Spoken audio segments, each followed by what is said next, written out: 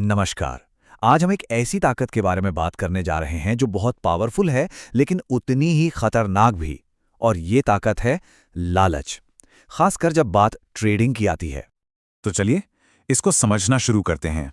लालच को ना सिर्फ एक फीलिंग की तरह मत देखिए, इसे एक वायरस की तरह समझिए।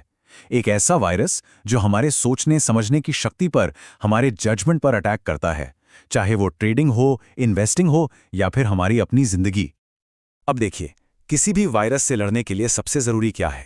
सबसे पहले उसे पहचानना, उसे डायग्नोस करना। तो सवाल यह है कि आखिर ये लालच है क्या भला? बहुत सीधे शब्दों में कहूं ना, तो लालच वो खतरनाक दिमागी हालत है जहां बस बहुत हो गया या इनफ वाला जो सिग्नल होता है ना, वो गायब हो जाता है पूरी तरह से। इस बात को समझने के लिए एक बहुत बढ़िया एनालॉजी है, एक बुफे की। सोचिए, हम सब किसी दावत में हैं, है ना? प्लेट पूरी भरी हुई है, पेट भी लगभग भर चुका है, लेकिन फिर भी आंखें उस डेजर्ट काउंटर पर अटकी हैं। बस यही यही है वो अंदर की आवाज। वो धीरे से कहती है, अरे बस थोड़ा सा और इस एक आवाज के चक्कर में दिमाग के सारे लॉजिकल सिग्नल, सारे तर्क सब साइड में हो जाते हैं। तो जब ट्रेडिंग की बात आती है ना, तो ये वायरस कुछ खास तरीकों से अपने लक्षण दिखाता है। चलिए इसके 4 सबसे आम चेहरों को, या कह सकते हैं लक्षणों को, समझते हैं। पहला लक्षण ये तब दिखता है जब कोई ट्रेड प्रॉफिट में हो। मान लीजिए किसी का टारगेट हिट हो गया, प्लान कहता है कि अब निकलो, लेकिन दिमाग में एक आवाज आती है, अरे ये तो और ऊपर जाएगा। बस यही वो पल है जब जीता हुआ ट्रेड भी हाथ से निकल जाता है। एक अनप्लान्ड बड़े लालच के चक्कर में अक्सर प्रॉफिट भी लॉस में बदल जाता है। दूसरा आता है क्वांटिटी का लालच। होता क्या है, जब एक के बाद एक कुछ ट्रेड सही चले जाते हैं ना, तो कॉन्फिडेंस कब ओवर कॉन्फिडेंस बन जाता है पता ही नहीं चलता। ट्रेडर को लगने लगता है कि वो तो मार्केट का किंग है, वो गलत हो ही नहीं सकता। और इसी जोश में वो अपनी क्वांटिटी डबल कर देता है, रिस्क को पूरी तरह से नजरअंदाज करके। फिर है तीसरा लक्षण, ओवर ट्रेडिंग का लालच। ये वो सोच है कि मार्केट में हलचल हो रही है, मुझे हर मूव पकड़ना है। मतलब एक तरह का FOMO, fear of missing out.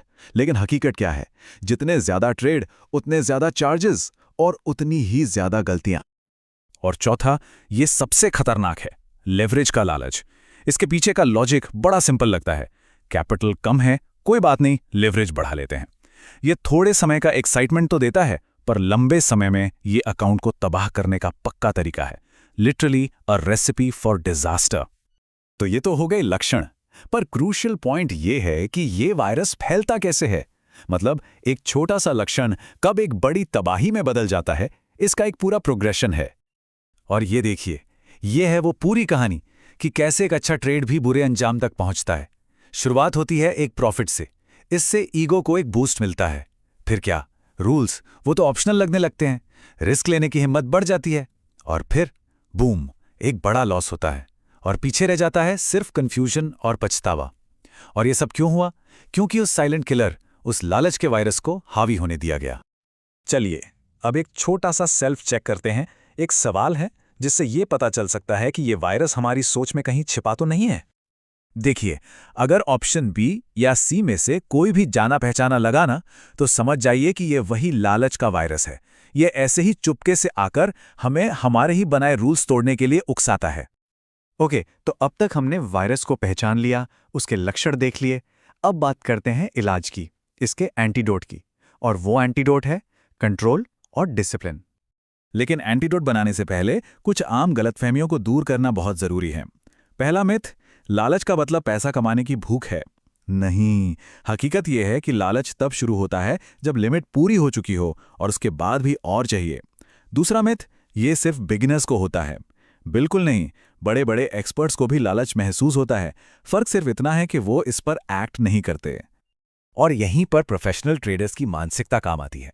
वो लालच को खत्म करने की कोशिश नहीं करते, क्योंकि वो जानते हैं कि ये एक फीलिंग है, ये खत्म नहीं होगी। उनका लक्ष्य होता है इसे कंट्रोल करना। कैसे? पहले से तय किए गए प्रॉफिट टारगेट से, ऑटोमेटेड एग्जिट रूल से, और सबसे जरूरी, चलते हुए प्रॉफिट में कोई भी इमोशनल फैसला ना लेकर। उन्होंने बस अब रुकना है कहने की मुश्किल कला सीख ली है। इस टेबल को देखिए, ये 2 ट्रेड्स की कहानी है, और ये डिसिप्लिन और लालच के फर्क को एकदम साफ कर देती है।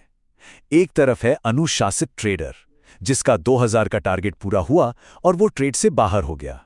दिन खत्म, प्रॉफिट जेब में। दूसरी तरफ है लालची ट्रेडर। टारगेट पूरा हुआ पर वो 3000 के लिए रुका रहा। और हुआ क्या? मार्केट पलट गया और 2000 का प्रॉफिट 1500 के लॉस में बदल गया। ये है जमीनी हकीकत। तो इस पूरी बातचीत का निचोड़ क्या है? चलिए इस एंटीडोट के मेन पॉइंट्स को एक बार फिर से देख लेते हैं। ये हैं वो जरूरी बातें जो हमेशा ध्यान में रखनी है। पहली, लालच हमेशा प्रॉफिट होने के बाद दस्तक देता है। दूसरी, इसका एक ही मकसद है, हमारे बनाए हुए रूल्स को तोड़वाना। तीसरी, इसके सबसे पसंदीदा हथियार हैं लेवरेज और ओवर ट्रेडिंग। ये मुनाफे और अकाउंट्स का साइलेंट किलर है और इससे बचने का सिर्फ और सिर्फ एक ही तरीका है, एक डिसिप्लिन प्लान। यही वो शील्ड है जो इसके हमले से बचा सकती है। और आखिर में बस यही एक बात कहूंगा, मार्केट में पैसा लालच करके नहीं बनता, मार्केट में पैसा लालच से बचकर बनता है। सच्ची और टिकाऊ कामयाबी इसी कला को सीखने में है।